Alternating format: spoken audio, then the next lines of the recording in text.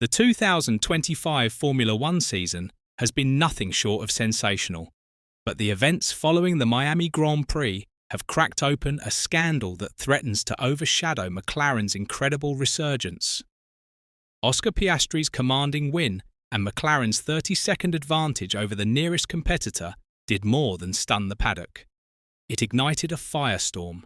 Within hours, whispers turned into official investigations as rumours swirled about an illegal system buried within McLaren's seemingly unstoppable MCL39.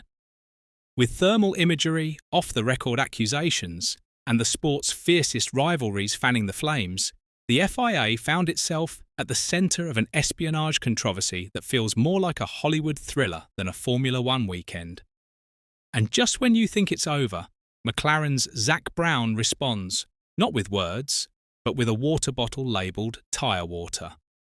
If you're passionate about F1 and want the real story behind the headlines, make sure to subscribe. This isn't just another race recap, this is a revelation. Let's discuss and stay tuned until the end. Let's start with what we know. The 2025 Miami Grand Prix wasn't just a McLaren masterclass. It was a seismic shockwave through the entire Formula One paddock. Oscar Piastri didn't just win, he crushed the competition.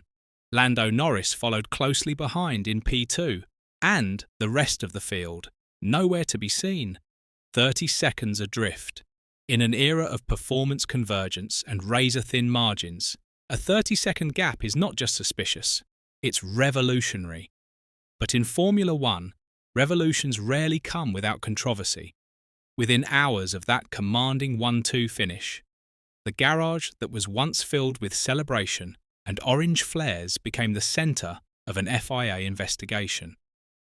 The accusation that McLaren might be using an illegal system, something buried deep within the MCL39's brake architecture. It's not the first time a dominant car has drawn scrutiny. It won't be the last. But this time, things got personal. Let's go deeper. The MCL39's performance, especially on street circuits like Miami, has been nothing short of extraordinary. Analysts and rival engineers have been baffled by McLaren's ability to maintain rear tyre performance while pushing aggressively lap after lap.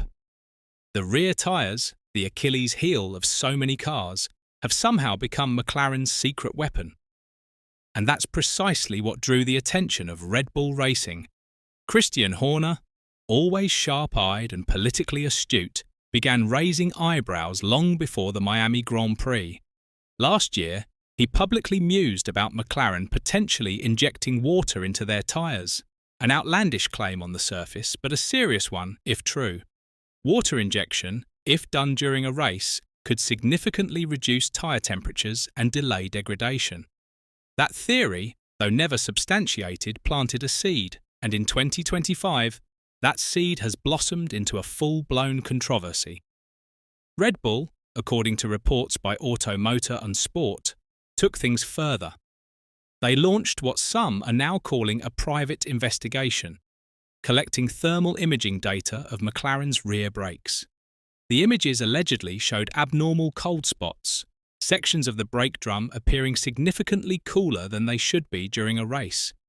To the trained eye, that might suggest some kind of active cooling system. If McLaren had indeed found a way to keep the brake drums cooler, possibly via airflow manipulation or material conductivity, that could dramatically influence tyre wear and handling. Here's why that matters. The brake drums are adjacent to the wheel hubs. Heat from the brakes naturally transfers into the tyres. That thermal energy affects tyre pressure, grip, and ultimately degradation. If McLaren found a way to keep that heat under control, they could run a more aggressive strategy, maintain pace longer, and suffer less degradation. In F1, that's not just an advantage, that's a championship-winning innovation. But is it legal? That's the million-dollar question, and it's one the FIA had to answer quickly. After Miami, both McLaren cars, Piastri's and Norris's, were inspected extensively. Not just a routine check, we're talking full teardown, component by component analysis. The FIA pulled data logs, examined telemetry, inspected physical components, and likely even consulted Pirelli on tyre behaviour trends. The result? McLaren was cleared of any wrongdoing. No illegal cooling systems, no rule-breaking components, no foul play. But if you think that ends the story, think again. Because while the FIA may have shut the case, the paddock hasn't. The tone has shifted from technical to political. Zak Brown, McLaren's outspoken CEO, didn't just brush off the allegations, he fought back hard. Brown, clearly fed up with what he sees as gamesmanship from RedBull, called for stricter regulations around protest procedures. His proposal: that teams must put money down and formally file any accusations on paper through official channels, with the cost hitting their own budget caps if the protest fails. In other words, put up or shut up. And in true F1 style, he didn't stop there. During the Miami Grand Prix, Brown was seen on the pit wall drinking from a water bottle labelled tyre water, a direct, sarcastic jab at Horner's previous claims. It was a pure stunt, no doubt, but also a statement. McLaren is done playing defence. Christian Horner, meanwhile, has been walking a delicate line. In post-race interviews, he was notably measured. "I'm not suggesting there's anything illegal on the car," he said, but make no mistake, his earlier comments had already done the damage. The suggestion, the suspicion, it's all part of the unspoken political warfare that defines modern F1. Let's pause here. What exactly is going on behind the scenes? F1 has always operated on two levels, the technical and the political. On track, it's a battle of milliseconds, but off track, it's a war of influence, perception, and regulatory manipulation. RedBull knows how powerful narrative can be. By simply suggesting McLaren may be bending the rules, they forced the FIA to investigate, distracted their rivals, and sown doubt across the paddock. McLaren, for their part, has now been forced into transparency. They've had to expose design elements, defend their integrity, and manage media fallout. Even if they've done nothing wrong, the damage to momentum and focus can be real. In a championship fight, every distraction matters. And let's not forget, this isn't happening in isolation. Back in 2024, when RedBull was still untouchable, it was McLaren and others who raised questions about RedBull's front suspension geometry and how it allowed them superior rotation into corners. RedBull defended themselves successfully, but the precedent was set.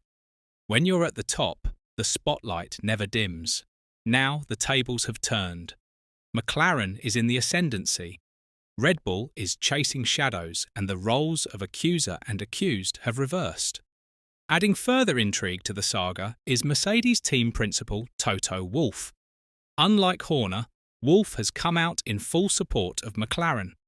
In a recent interview, he said, "I have no doubt that these guys stay within the rules. It's just really good development. Coming from a man who's been on both sides of this kind of controversy, that's significant." Wolff's support not only lends McLaren legitimacy, it also isolates RedBull politically. If the grid begins to see Horner's protests as frivolous or manipulative, it could backfire. Let's explore a final theory that's been quietly circulating in technical forums. What if McLaren's brake magic isn't a trick, but simply a better understanding of airflow? It's possible that McLaren's design doesn't involve active cooling or hidden systems, but rather a more efficient way to route airflow around and through the brake assemblies. By managing how air flows through the brake ducts and interacts with the wheel rims, they could be creating thermal equilibrium that their rivals haven't mastered. Combine that with superior suspension tuning and race strategy, and you suddenly have a car that not only outpaces its rivals, but does so without breaking a single rule. That's the beauty and the curse of Formula One. Innovation walks a razor's edge between brilliance and illegality. In the end, McLaren's dominant performance in Miami wasn't nullified. Oscar Piastri keeps his victory. The MCL 39 remains legal, but the lingering question isn't about the car anymore. It's about the future. Will Red Bull escalate their suspicions into a formal protest? Will the FIA be forced to re-examine their technical regulations? Will Zak Brown's call for procedural reform gain traction? Let me know in the comments and buckle up. This season isn't cooling down anytime soon.